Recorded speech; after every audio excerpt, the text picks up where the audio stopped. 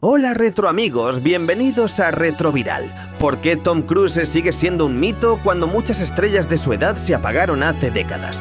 Porque Cruise no es solo el chico de la sonrisa perfecta, es el tipo que convirtió los 80 en leyenda y que, en plena era del CGI, sigue haciendo algo que ya casi nadie se atreve: jugarse el cuerpo de verdad para que tú lo sientas en el estómago. Y ojo, porque este vídeo tiene dos bombas al final.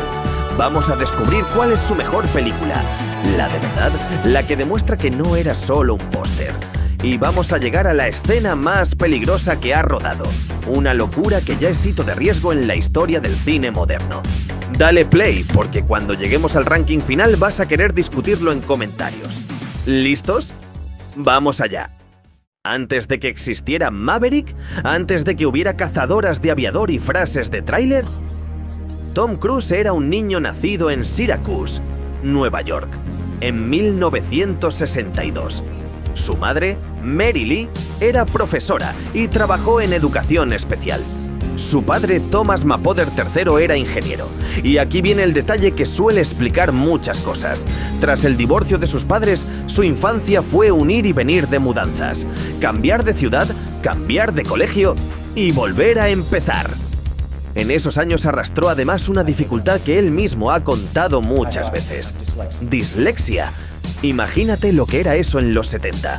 Poca comprensión, mucha frustración y esa sensación de voy por detrás. Pero ahí aparece el primer rasgo Cruise: la terquedad. Si no podía destacar en los libros, encontraría otro sitio donde brillar. Y fíjate qué giro de guión. Durante un tiempo incluso llegó a plantearse la vida religiosa y pasó por un seminario en la adolescencia. No porque fuera el niño perfecto, sino porque buscaba orden, propósito, un sitio donde encajar. Su debut llega en 1981 con un papel pequeñito en Endless Love. Nada de gran entrada, nada de alfombra roja. Es el típico arranque que muchos olvidan. Salvo que, en su caso, ya se nota una cosa: no parece un extra. Parece alguien que está esperando su turno. Ese mismo año, en Tubbs ya tiene más presencia. Y aquí empieza a notarse el patrón Cruise. No le vale con estar en pantalla. Quiere que el público se acuerde de él al salir.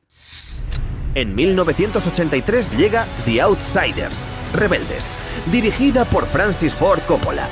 Es una de esas películas que con el tiempo parecen un álbum de cromos de futuras estrellas. Cruise no es el protagonista, pero interpreta a Steve Randall y, aun con pocos minutos, deja marca. Y ojo con esta curiosidad que es puro cine ochentero. La película se impulsó después de que una bibliotecaria y un grupo de estudiantes escribieran a Coppola pidiéndole que adaptara la novela. Así, tal cual, una carta de fans, que acabó encendiendo una película de culto. El propio productor, Fred Ross, la escribía informando del avance de la grabación, como podemos ver en estos documentos. Pero el momento ya está aquí. Llega ese mismo año con Risky Business. Todos recordamos la escena: camiseta, calzoncillos, el pasito deslizándose por el suelo y la canción All Time Rock and Roll. Lo que mucha gente no sabe es que esa secuencia tuvo un punto de improvisación brutal. Cruise contó después que gran parte fue ad-lib y que incluso llegó a espolvorear el suelo para que el deslizamiento saliera perfecto. Y sí, en algún momento pensaron incluso en una entrada más espectacular, con truco incluido. Pero al final ganó lo mejor del cine: lo simple, lo humano, lo inmediato. El mundo quiso etiquetarlo rápido: ídolo juvenil. Pero Cruise se hace algo que separa a los que pasan de los que se quedan. Decide crecer delante de la cámara, aunque sea más difícil. Y aquí, retroamigos, no hace falta exagerar. Esto fue un terremoto cultural. En España y Latam, carpetas forradas, pósters en la pared, recreos hablando de la peli, cintas grabadas de la tele. Hablamos de Top Gun. El icono estaba servido. Y ahora la pregunta: cuando el mundo te compra como póster, ¿cómo evitas convertirte en una postal? Check this out. I look good. On the street and I got my swag on. Y mientras Medio Planeta lo pegaba en la pared, la vida real también se le volvió portada. En 1987 se casa con la actriz Mimi Rogers. Y aquí entra una pieza que, para bien o para mal, va a acompañar su nombre durante décadas: su conexión con la Iglesia de la Cienciología. Para entenderlo sin ruido, la Cienciología nace en Estados Unidos a partir de las ideas de L. Ron Hubbard, primero como dianética, autoayuda / terapia mental, y después como religión. Su base gira alrededor de la idea de que somos seres espirituales, el Tetan, y que mediante sesiones llamadas auditing, a veces con el emitter, un dispositivo que mide la respuesta galvánica de la piel, puedes ir limpiando traumas / engrams para alcanzar niveles como clear y seguir avanzando en lo que llaman el puente hacia mayor libertad espiritual. ¿Quién pudo influir para que entrara? Aquí el hilo más citado es Mimi Rogers, vinculada a la cienciología por su entorno familiar, y a la que se suele señalar como la persona que le abrió esa puerta en esa etapa.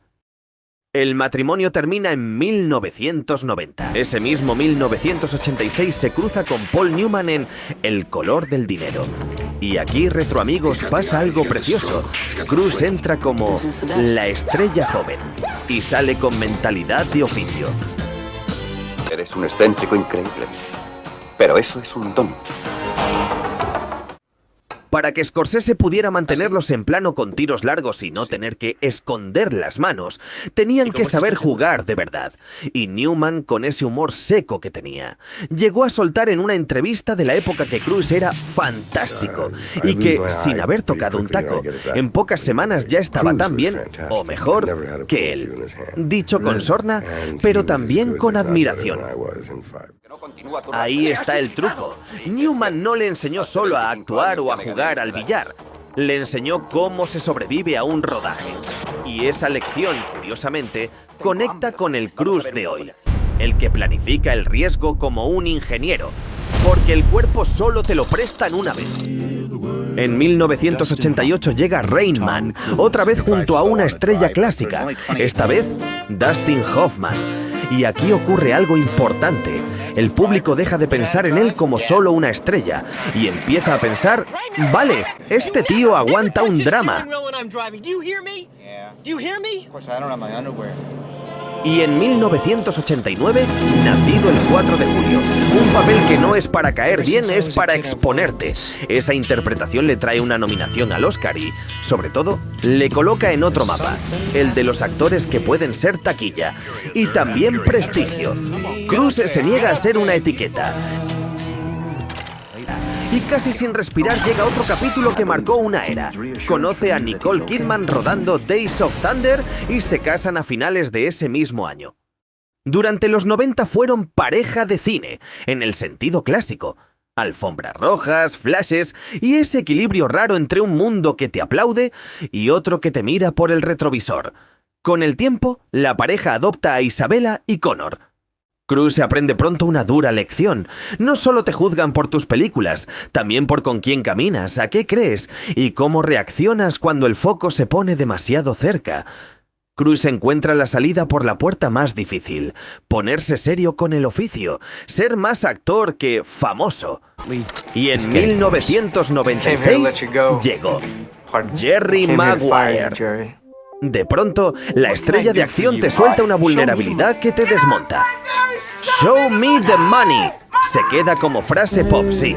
Pero lo que de verdad engancha es que Cruise se permite ser humano, torpe, herido, valiente sin pistolitas. Y en 1999, 2 golpes de autor: Magnolia y Eyes Wide Shut.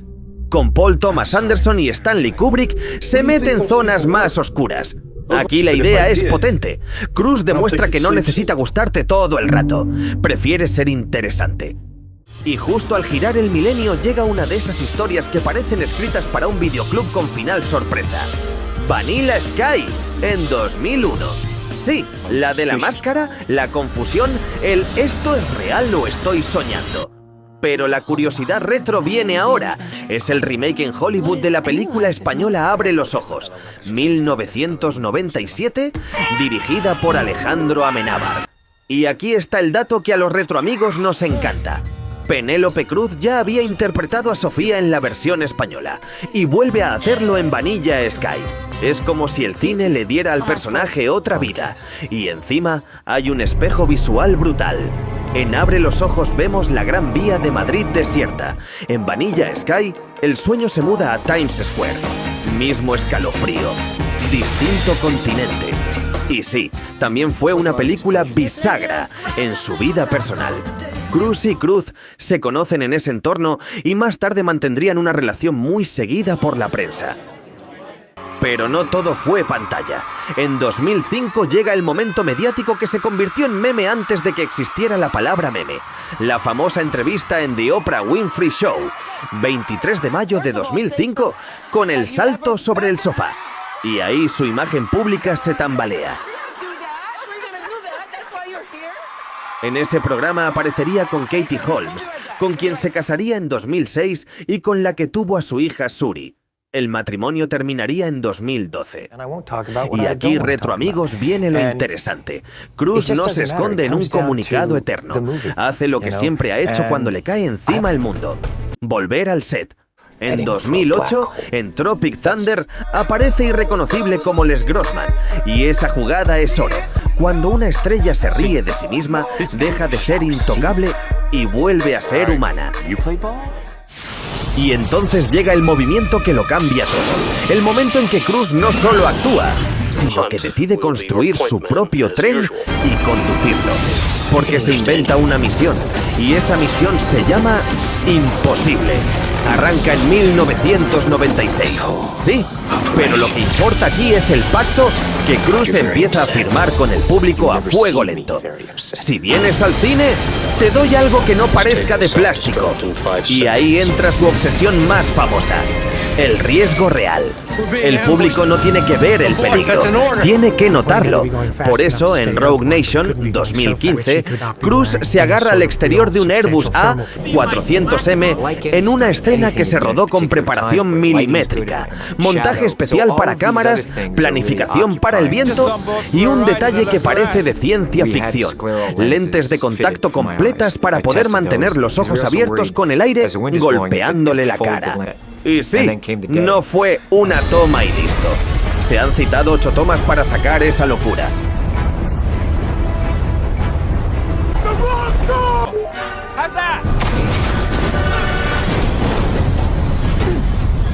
Y luego llega ese plano que parece que no puede ser: la moto saliendo disparada hacia el vacío. En Dead Reckoning Part 1, 2023, el salto se rodó en Helsetkoppen Mountain, Noruega, y para prepararlo se ha contado que Cruz se metió una cantidad absurda de entreno, cientos de saltos y miles de repeticiones en moto. La tensión fue tal que, según cuentan desde el equipo, verlo en directo era literalmente nail biting, de morderse las uñas.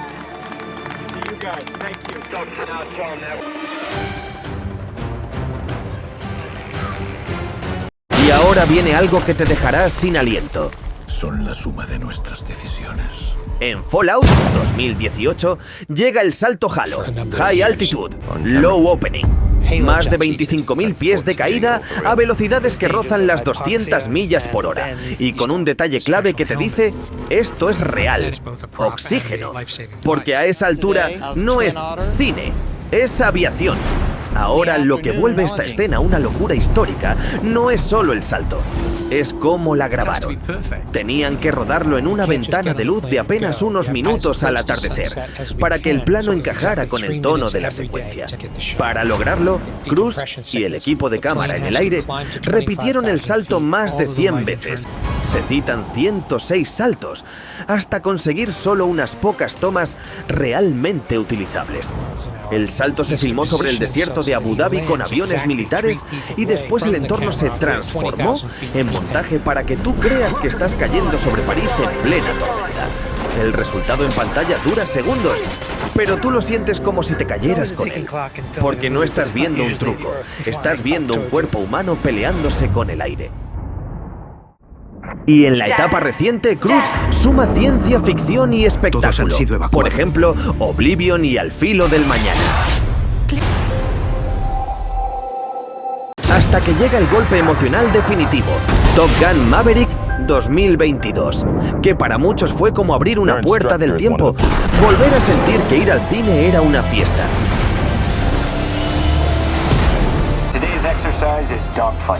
Curiosamente, Kelly McGillis sería reemplazada por Jennifer Connelly, que encajaba mejor con el eterno aspecto joven del actor. Y el círculo se redondea con honores que ya son historia. En 2025, Cruise recibe la BFI Fellowship, máximo honor del British Film Institute, y en noviembre de 2025 recibe un Oscar honorífico en los Governors Awards. Y como te prometí, antes de cerrar, vamos con el triple análisis que siempre enciende debate en los retroamigos. ¿Su mejor película en interpretación? Si me obligas a elegir una por puro músculo actoral, me quedo con Nacido el 4 de julio, 1989. Ahí no hay póster ni sonrisa fácil. Hay dolor, contradicción y un personaje que se rompe por dentro. No por nada le llegó su primera nominación al Oscar y el Globo de Oro. Y ojo, Magnolia sería la segunda bala para quien quiera verlo en modo oscuro y brutal. ¿La que lo catapultó a la fama? El primer gran golpe fue Risky Business, 1983. Ahí se convierte en estrella. Pero la catapulta global, la que lo vuelve icono planetario, fue Top Gun, 1986. En 2 películas pasó de promesa a símbolo de una década, donde asumió el mayor peligro. Cruise tiene varios ¿cómo demonios está vivo? El Burj Khalifa, el A400M, el Halo, pero si hablamos de riesgo puro y de lo que el propio equipo ha señalado como lo más extremo, el gran candidato es el salto en moto al vacío de Death Reckoning Part 1, 2023, descrito como su stunt más Death Defying hasta la fecha. Y ahora sí, top 3 para recomendar según lo que te apetezca esta noche. Drama. Nacido el 4 de julio, para ver al actor, no al mito. Aventuras y épica, The Last Samurai, cuando Cruise se mete en un mundo y lo vive con el cuerpo. Acción, Mission Impossible. Fallout, la cima moderna del cine-evento con adrenalina real. Hasta aquí el viaje retro, amigos. Desde aquel chaval que empezó a abrirse paso en los 80 hasta el tipo que hoy sigue haciendo que el cine se sienta como un evento. Ahora te toca a ti. ¿Cuál es tu Tom Cruise definitivo? ¿El Maverick que te voló la cabeza en Top Gun? ¿O el Ethan Hunt que te deja sin aire en Misión Imposible? Y ya que estamos, ¿qué escena te ha hecho pensar esto no puede ser real y luego descubriste que sí lo era? Si te ha gustado este viaje, dale like, suscríbete a Retroviral Nostalgia y activa la campanita. Y déjame en comentarios cuál es para ti la mejor película de Tom Cruise y por qué. Nos leemos ahí abajo. Hasta pronto, retro amigos.